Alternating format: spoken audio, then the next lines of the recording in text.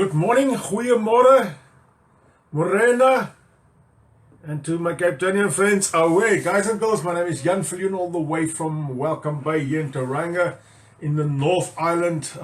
We are not part of Auckland, just to get that myth out of the way. The North Island is the top part and the bottom island is called the South Island. So among these two, let me just put on the sound here. Among these two, Auckland forms right at the top, Wellington down in the bottom, we're somewhere in the middle. So that's me, all the way from Tauranga. As I said, I'm a financial advisor and I help clients with bringing the money over from South Africa to New Zealand or anywhere else in the world, as well as all your insurance needs, your life covers, your disabilities, your wills, anything else that you would need insurance-wise, cars, house, anything else. But this morning we're not going to take a long time to speak about insurance. We are going to speak a bit more about CVs. We ran these 9 candidates that we are busy with. Let me give you some feedback quickly on those. Of the 9 candidates, my one arrived, I think, in Auckland. I think he has already landed here. I haven't heard anything from him yet, so probably could still be in the terminal coming through. Always asleep after this long flight. The other one, half and half, we are going to withdraw him. He hasn't been registered yet with the New Zealand authorities as need to be. Our third one, we sent CVs all over for him yet. Still waiting for replies on that. But in the meantime, one of the other top 10 candidates, one arrived here in New Zealand as well.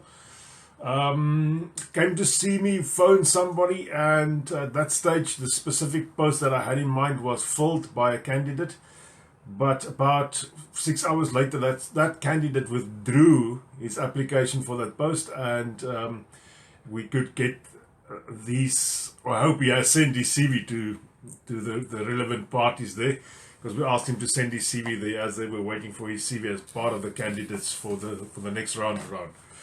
All right. But something that really worried me when I saw all these people and all the CVs that really came in is the fact that some of these CVs wasn't on a very good quality. Some of these CVs won't even make it past the first hurdle. And the first hurdle normally in any field is the artificial intelligence. Let me get that right, the AI part.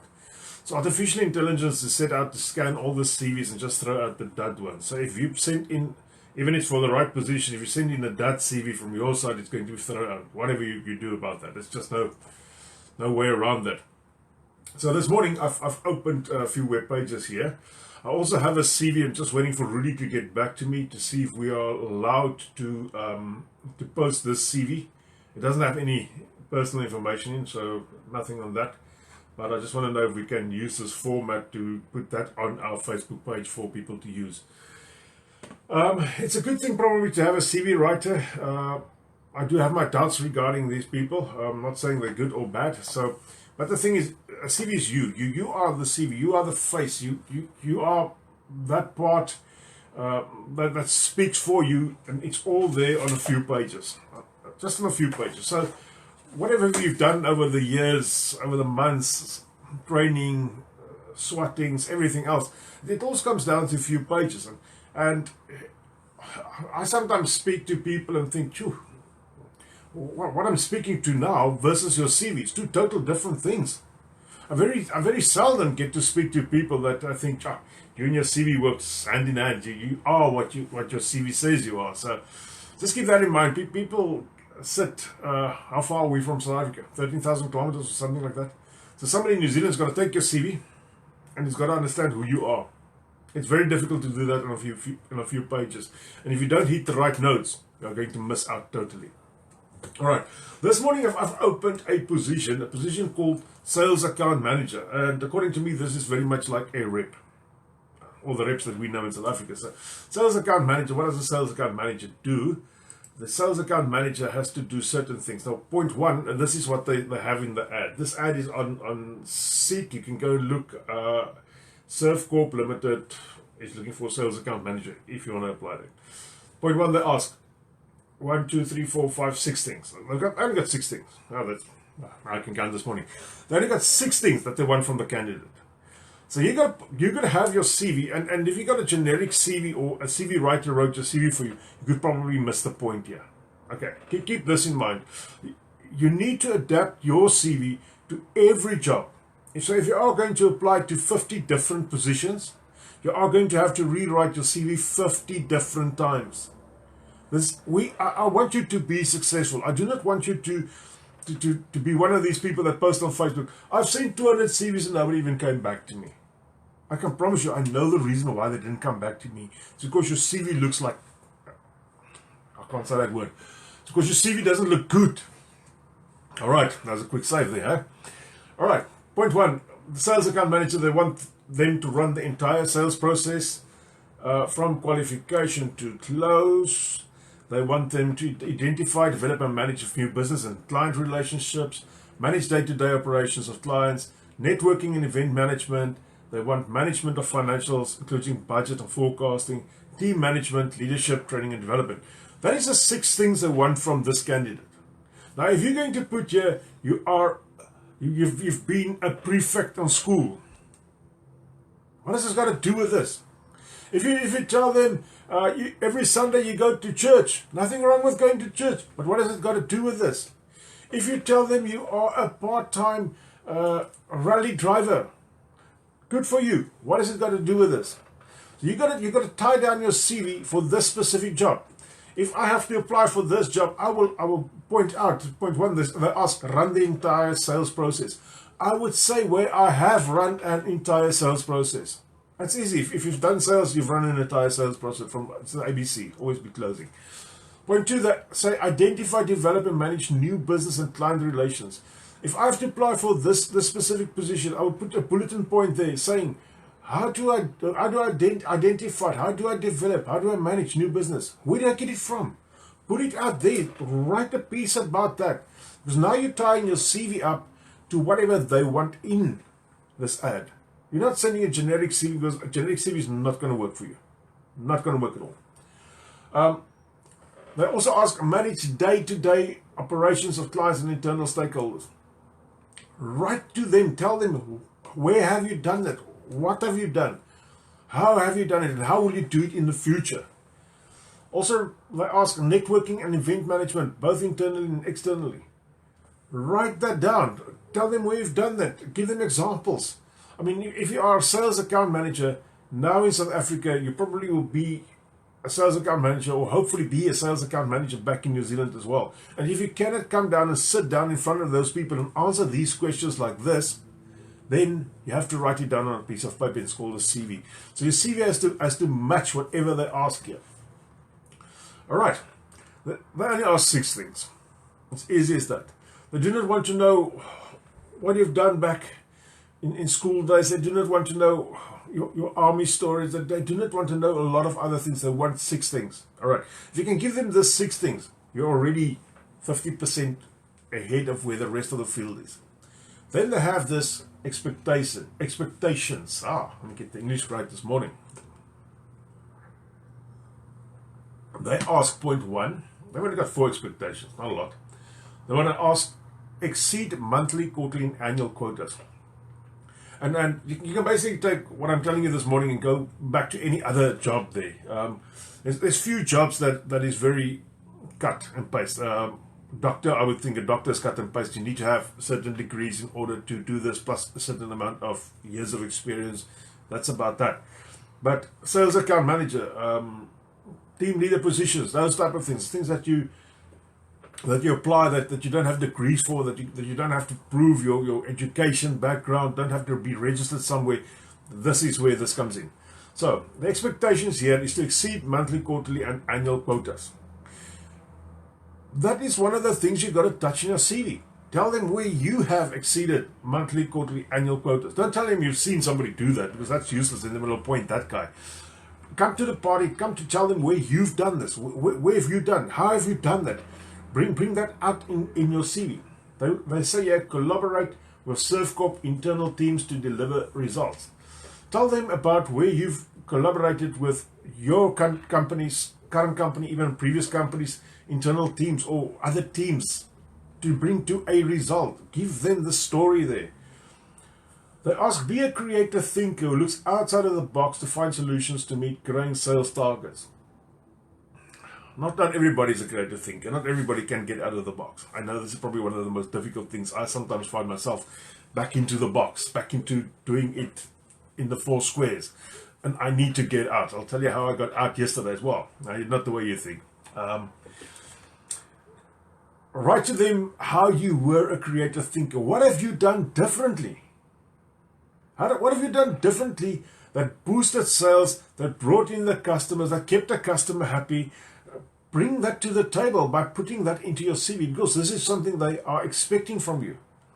Then the last thing, they say, you are passionate about Surfcorp brand and want to communicate the benefits to the wider community. It could be a difficult one, this, because you're not currently working for Surfcorp, but tell them you want to work for Surfcorp and tell them why. And tell them how you've worked for a different brand. Give them the brand. It's easy. Go and Google the brand. That's what these people do. Once they see they are interested in you and you've passed the first stage of past artificial intelligence, then they will go and look and see where have you worked in the past. They will look at that brand. They will look if it ties up with what you say. It's as easy as that. So internet is a great thing to have. Tell them how you are passionate about your current brand or the previous brand that you work for. Tell them that. Explain to them, what did you do? How did you put that out on the internet? Did you do LinkedIn posts on your brand? Did you do Facebook things? Did you tell the community? Did you have days out that you spoke to people? And sorry, I'm just taking the sales account manager as a position. That was actually the first one that I saw this morning on the internet. So I thought I'll just take that one. Then on this, they also ask strong communication skills. They have the ability to lead, inspire, manage a team. Excellent written, verbal communication and presentation skills. If you make spelling mistakes in your CV, it is not going to show that you have excellent written, verbal communication and presentation skills. All right. They also want exceptional organizational skills, multitasking skills, strong work ethic, and entrepreneurial spirit. I think the first three, the strong communication, sales skills, have the ability to lead, inspire, manage a team, and excellent written, verbal communication. That is probably what most of South Africans have. They also ask number 4. I also think most South Africans has got exceptional organizational skills and multitasking skills. Guys, why I say I reckon most of the South Africans have, we come through a period of time where we had to develop these skills just to stay alive in South Africa. And I'm making it sound terrible. Just to get ahead of the pack in South Africa. And if you are listening to me this morning, and you think you can multitask, it's not that difficult in New Zealand. New Zealand is not a great country for multitasking, but this position wants somebody who can multitask. So you've got to tell them about the fact that you can do this. Remember, they don't know you at all. So your strong communication, sales skills, ability to lead, inspire, excellent written, verbal communication, and then your organization skills and multitasking skills for this specific post need to be in your CV. How else will they know you can multitask? It's great to multitask, and I think every South African probably can multitask, because we needed to juggle so many balls at a certain stage of our lives that you can multitask, but these people don't know that. And if you don't write it in your CV, they will not know that. So they also ask you a strong work ethic and entrepreneurial spirit. The role allows a lot of responsibility and autonomy. This will mean hard work, but it will also mean much room for innovation and development process and/or programs that could benefit the company, create room for significant personal and career growth. All right, that was a long sentence there, but they basically want you to show that you've got work ethic, that you've got entrepreneurial spirit, and I think this role, if I read that right, this role probably allows you to work a bit out of the team. They don't say that there, but I think this is probably where this is going. They want to see that you are a responsible person, that they can leave you alone, you can go and do your job there. Job benefits. I won't say do anything about the job benefits in your CV, but you got to read what they ask. What do they want from you? They got to read what the expectations is from you, and you got to tell them what they want to know about you. Otherwise, your CV is just another piece of paper. And I can promise you that piece of paper is just going down the drain. In New Zealand, if you apply for a position and it's on one of these platforms, Seek, Trade Me, one of these things, and I'm not saying it's a bad thing, it's actually a good thing, but artificial intelligence scans your CV for the startup. It really looks at your CV quick. And it has got highlighted words that it pulls out and either accepts or rejects your CV. If you send your CV to a person that applies for positions for you, you've got to remember you're not the only person sending your CV there.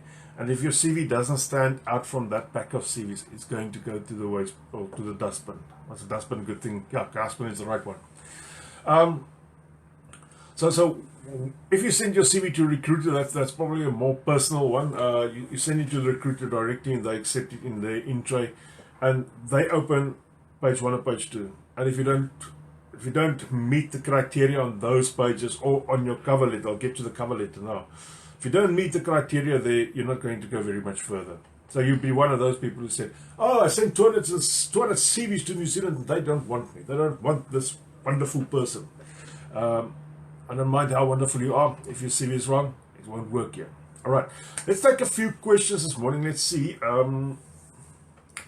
Shemaine Taylor saying thanks for the info.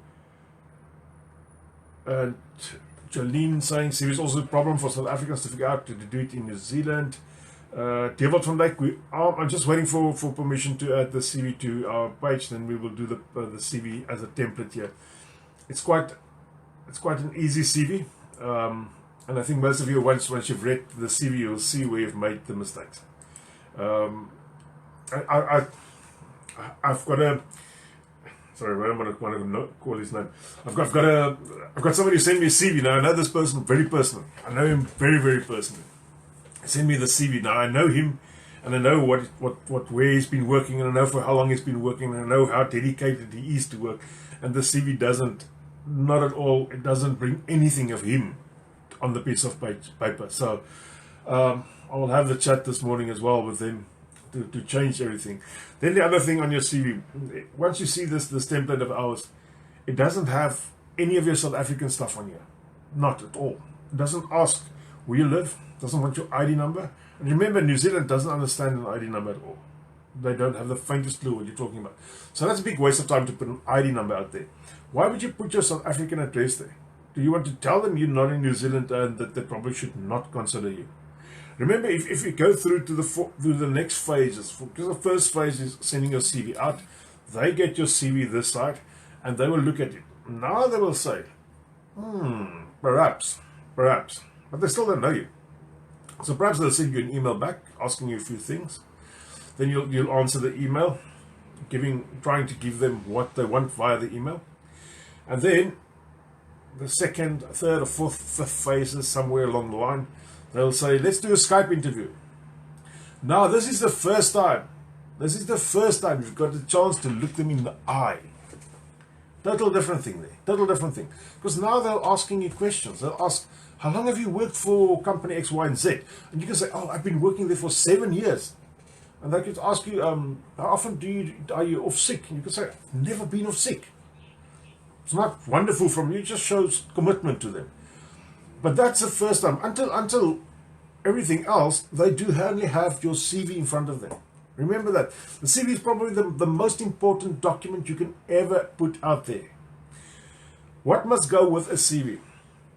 Do not put your police clearance there. Do not put your passport there. Everything screams, I'm in South Africa, don't take me. Really. I'm not negative about this. But they see South Africa as a country that's very, very far away, and it's really very, very far away. They see South Africa as a reason why they should not really employ you, because it's going to take you forever to get here. They normally would want you to be here very quickly. They see South Africa as a place where, at the end of the day, you could probably tell them you're not coming. So keep that in mind. So they've done this whole thing and really done all the trouble to give you an interview, and then you tell them, I'm not coming. So this is a lot of things that they see while they are busy, and they can, from very startup, see you are in South Africa. So they probably put, even if you are a main candidate, they'll probably put you on the back burner for a while to see if they can't find somebody closer to home. So your CV has got to speak to you. The other thing that's got to speak to you is your cover letter. All right. So I've had a lot of cover letters. I've seen a lot of cover letters. I've spoken to a lot of people about cover letters. I think we've done a video about cover letters, or perhaps 2 videos about cover letters. Cover letter has got to summarize your CV in about half a page. So if you look at an A4 page, half a page of that's a cover letter. You could have a one-liner saying how grateful you are for the chance to apply for the position, but don't really do that until you haven't been chosen. How can you be grateful? This is just a position they put out there. Anybody can apply. They're not giving you preferential treatment for that. So, point 1, your cover letter has got to summarize you in half a page, really. And I know I've seen a CV of a lady that was here about 6 months ago. I think her CV was about 20 pages. It was, I won't say horrific, it was actually a horrific CV. Except that I didn't understand exactly. She summarized it from the day she left school, plus a part of school, all the way up till the very last job, which had been quite a few different. She was an HR, legal, yep, massive CV. Great, it's probably her. 20 pages is probably her. But to summarize all of that in one page, it would have been really, I doubt if she would have been able to do that. But let's get back to the counter-offer letter. To go back to this advertisement, you go back to reading what they want from you. You go back to reading what you must do. You go back to all of that, and then you summarize yourself in that role.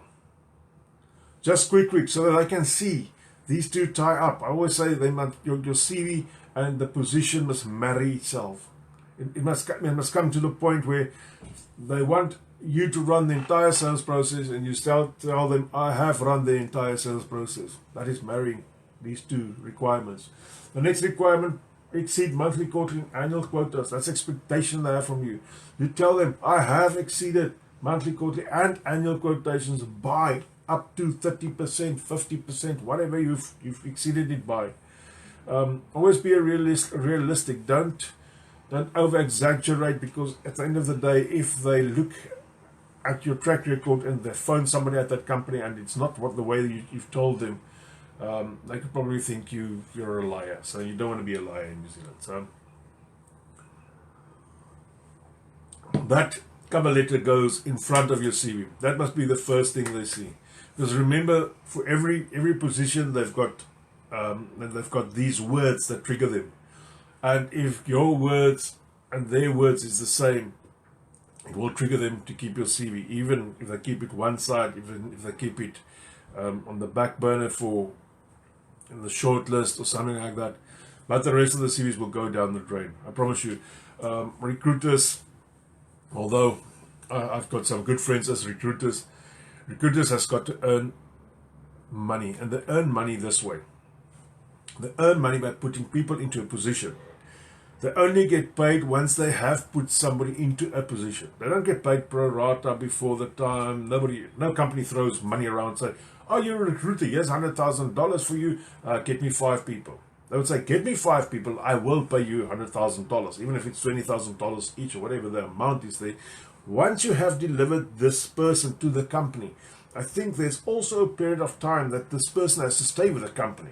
Because otherwise you can send your friends every week to apply and give them the positions, and you earn money like hectic on the side. So keep that in mind. The recruiter has got to put somebody into that position. That is what they are paid for. And if you are going to take 6 months or 8 months, and they are going to see that you are from South Africa, you could possibly take 6 or 8 months, they are going to put you to one side, because they're not going to wait for somebody that long. You do get recruiters in New Zealand. I'm going to be saying that loud and proud, that I have got a soft spot for South Africans, and I really look at employing them. But there's also other recruiters, I'm not giving them a bad rap now, that need to place people into positions. They need to do it now. And if you prove to them on your CV that you are going to take forever to get here, because that is the perception from South Africans, that we are going to take forever to get to New Zealand, then you probably are going to be on the back burner. You probably aren't going to make the cut off that they're really looking for.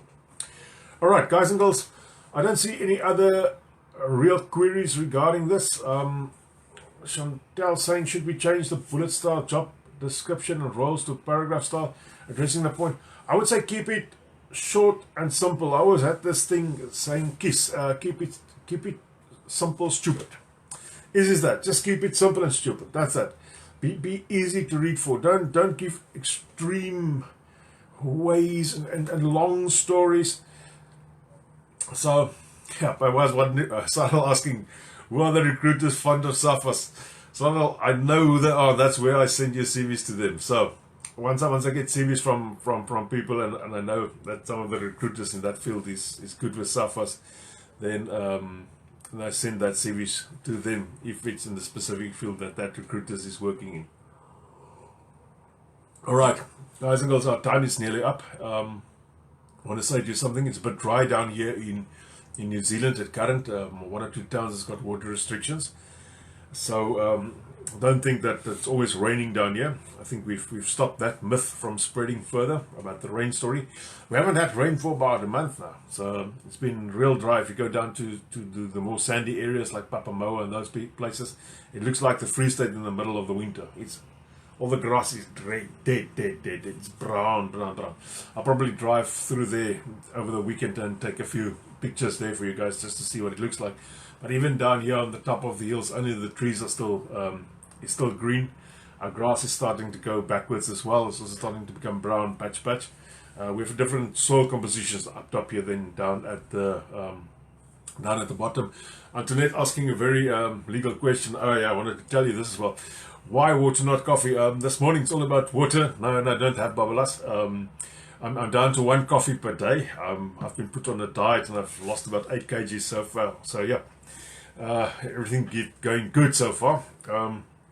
We actually, what I wanted to tell you, the fun we had yesterday. I was my ECE designs came through and they started doing a small video for us to put up as an advertisement. So I was filmed yesterday from all sides by how many cameras, and it was actually quite a lot of fun. We had so many laughs, but there's so many bloopers out of those, I would say 3-4 hours of filming. So yeah, Marissa, you're asking, must we put up an SA address?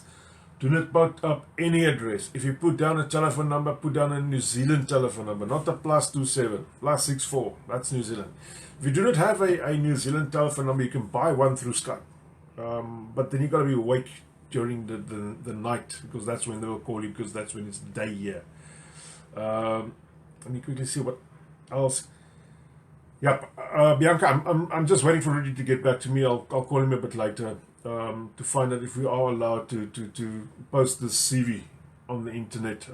It was also just a goodwill that he gave me the CV, so I'll need to get back to that, and I will speak to him soon, and then we can put that up on the internet for you guys to have a look at, to copy, to use.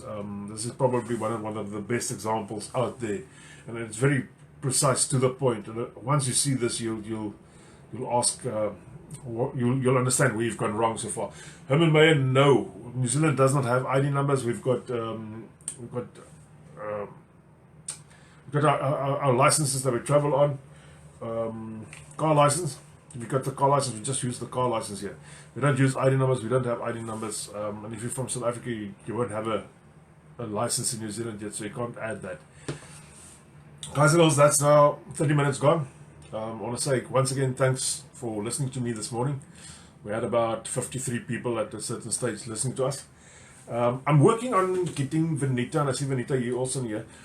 I'm working on getting Vanita to speak to us next Thursday morning. There's a lot of changes now coming through in the immigration, on the parental visas and so forth, and on that portion I'm just working out with the software. I reckon we will have it right by next Thursday, so this is a challenge for me, but I think at the end of the day we will have the right things to have Vanita live on here, because I want to get her back to tell us about the parental visas and everything else, the changes that's coming up, I think on the 24th. That's about in 2 weeks time that changes is going to happen here. It's not new changes, it's just stuff that they're now implementing from the previous changes, but I just want her to explain that to us again. Alright guys and girls, my name is Viljoen, all the way from Tauranga, Welcome Bay. North Island, I'm a financial advisor, so I'm not a recruiter. Please don't send me all your CVs. Neither am I an immigration advisor. So that's me. Time for me to say goodbye. I'm going to show you the mountain while we wait for us to log off. For those who still want to know about the New Zealand number, Skype sells New Zealand numbers. And you can apply for your IoT number online. That's from Charisse. Now, yes, you can do that, but you have to be in New Zealand. All right, guys. Thanks a lot for listening to me this morning, and let's put you over to the mountain.